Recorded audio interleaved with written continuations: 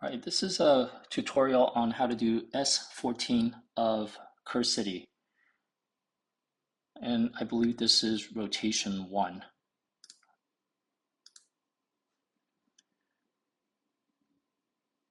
So on this rotation, the difficulty is very high. A lot of endgame players are not able to complete this. So here is from hellhades.com. These are the champions that we have to get past. On wave 1, we're dealing with Cubitus and Venus combo. So the passive is pretty crazy. Anytime you touch Cubitus, you get hit. AoE. Second wave is super tricky because of the double Barbarian and also double Valkyrie, and also Tuhanarak, which her passive, every time she gets a turn, she cleanses and take one debuff away from all her allies. Wave 3 is pretty easy, so we're going to focus on wave 1 and wave 2. So I'm just going to do a little walkthrough. There's going to be some RNG involved. Nobody likes to hear that, but it's not that bad. If you pick the right champions, the RNG is not that bad. So stage on wave 1, it does require that you are lucky enough to CC all the other champions. But we've tried to stack our deck by using champions that have a lot of CC abilities. Let me just show you. So on wave 1, we have Mausoleum Mage, who is in a bolster set. So that really provides the extra shield, really provides a lot of survivability. His initial job is just to put up straighten and also the block debuffs, etc. So we have double Zargala, which provides a lot of synergy, and I'll show you and explain why later on. So the first thing we're going to do is actually just hit the weakest champion, which is Aethel right here. And that weakens her enough that Zargala can now use her A2 instead of A3 and kill her. So Zargala's A2 is quite unique in that it's only a 2-turn cooldown. And it triggers her A3 every time she kills a champion. So by weakening her with just a single hit first, we won't need to use A3, and yet we get all the benefit of A3. So that's the key here. So we're going to use her A2 and kill Aethel, and it's going to cause her to get a free A3 on everybody, which is AoE damage with decreased defense, which is very important for the stage. So here we go.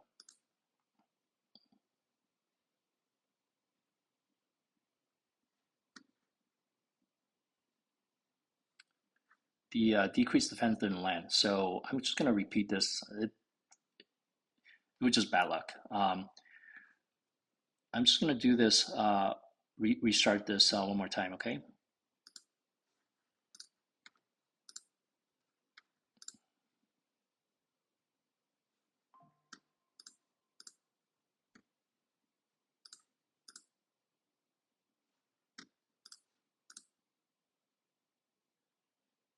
Okay, there we go.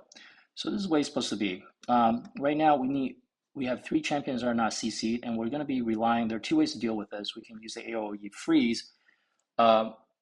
If you were to use that, we really like to save this for the next round. So we're going to try to not use it. It is a little harder because you do require Huss to be able to stun these, at least 2 out of these 3 champions.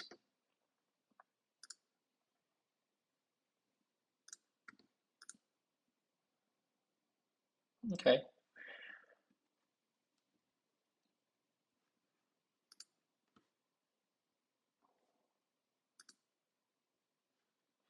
So now, even though we didn't CC Venus, we're still pretty good right here.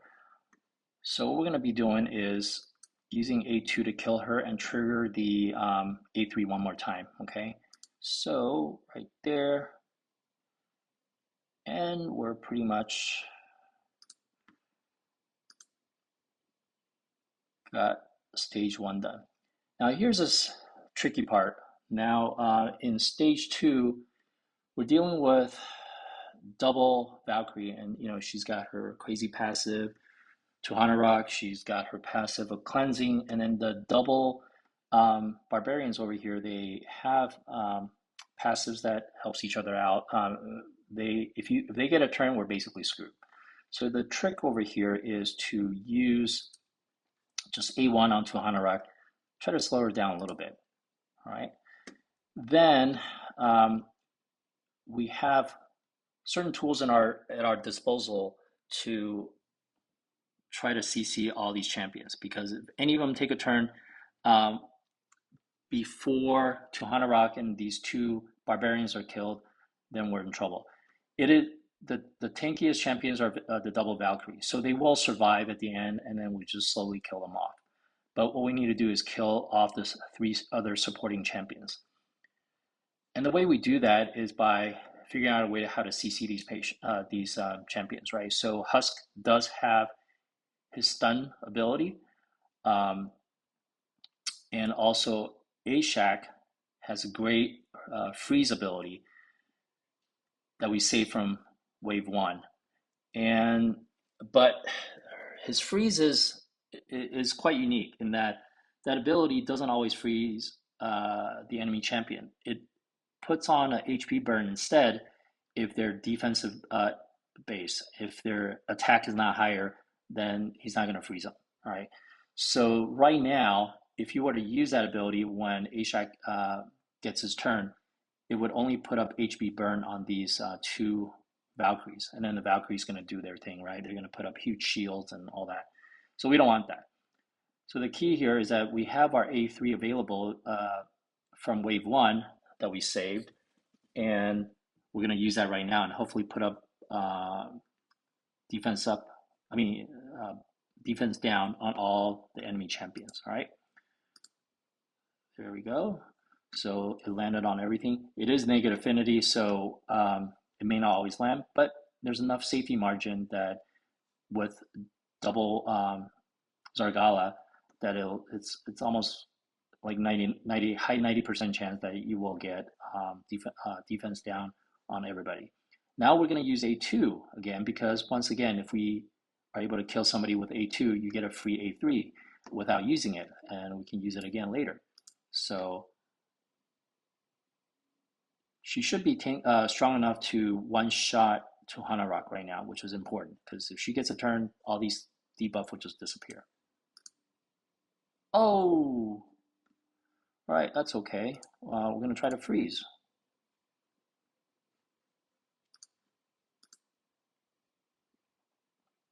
So that was a little bad luck. But I think we're probably okay here. I say probably okay, but so we're going to do this. Is there anybody we can kill? There we go.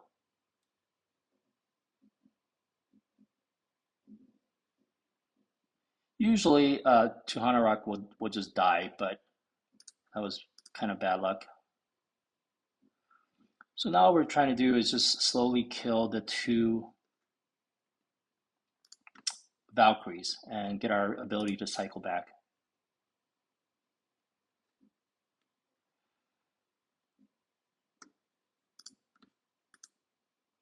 Usually it's best just focus on one of them. So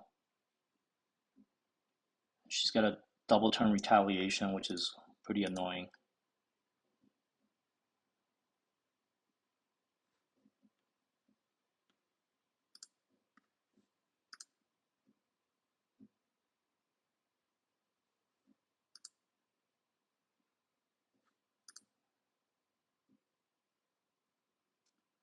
Now on to stage 3.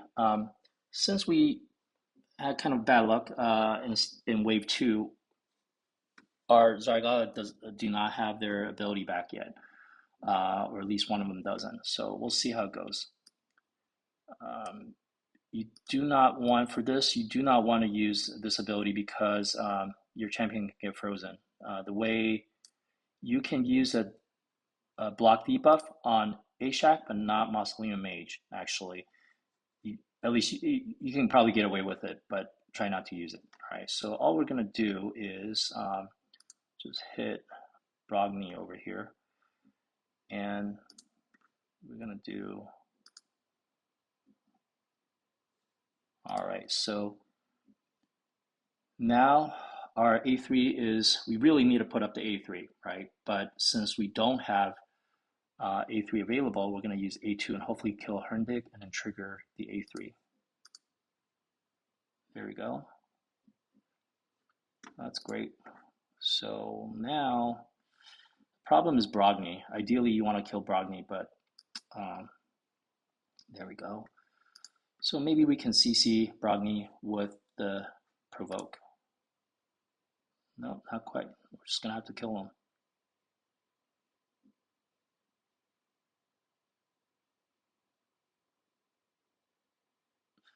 Yeah, this is going to make the run a lot harder, but still doable because now everybody's protected. We can't use our freeze. We can't use anything. We can now use the strengthen and also block debuff right here, which is good. All right. And now we can actually use increased defense because we already have our block debuff up, so nobody's going to get frozen. All right. Let's see if there's somebody we can kill. Yeah, it's just about anybody.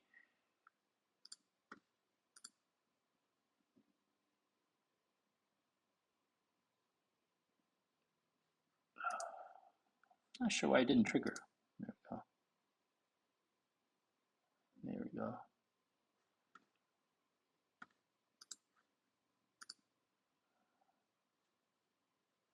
So we're just going to do a quick heal, get Zargala back up.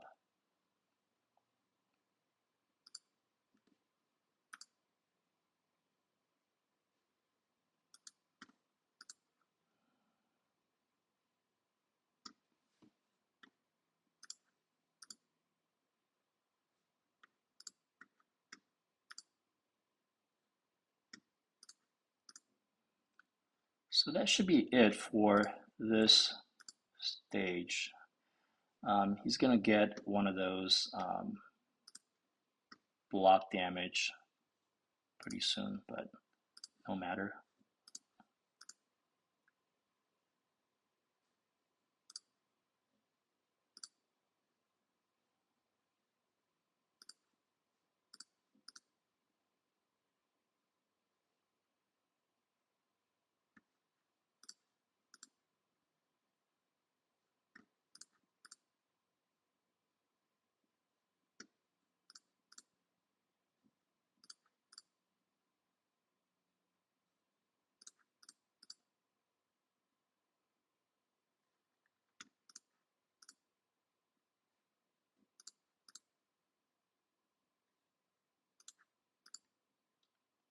He's just being annoying. Anyway, you can probably fast forward.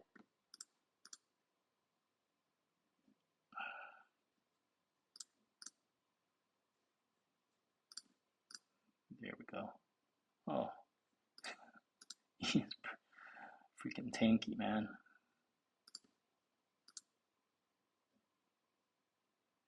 All right. Not the best temp because we didn't get very good RNG while we in both wave 1 and wave 2, but basically you get the idea. If you do this a couple times, it should, I think success rate is probably more than 50% once you get all the champions at the proper speed and everything like that. So the idea though is going back to that, let me just show you from Hell Hades. All these champions are slow for stage 14 anyway, so their speeds are all like 170, 180. Most of the champions that for your nukers are, you probably want to build them at 250 or so. And also accuracy is requirements about 350 for the last stage right here if you want your debuffs to land. But for wave one and wave two, just low 300s is fine. And what else? Yeah. So in terms of the champions that we use, you do need some survivability, and so that's provided by Moslem League and Mage in Bolster set. Zargala, it's kind of nice to put her in a lethal set for one of them, and then a stun set in the second one. So the idea is that when the first one in damage just weakens the target, and then the second one will come in AOE A3, and that has the ability to has some chance of stunning some of the opponents, and that makes just the runs a lot easier, basically. So it provides an extra chance of CC. So that's the general idea, okay? Um, A-Shack is basically just speed and also accuracy. Husk, in this Husk is in lethal, so HP base nuker. And you do want to put enough accuracy on Husk so that he has a chance of landing those stuns for his A2. So he needs about 350 accuracy. And that's about it. I did put out a video yesterday about S19, which is a very difficult stage as well. I think 14 and 19 is the hardest, are the two hardest stages on this rotation, right?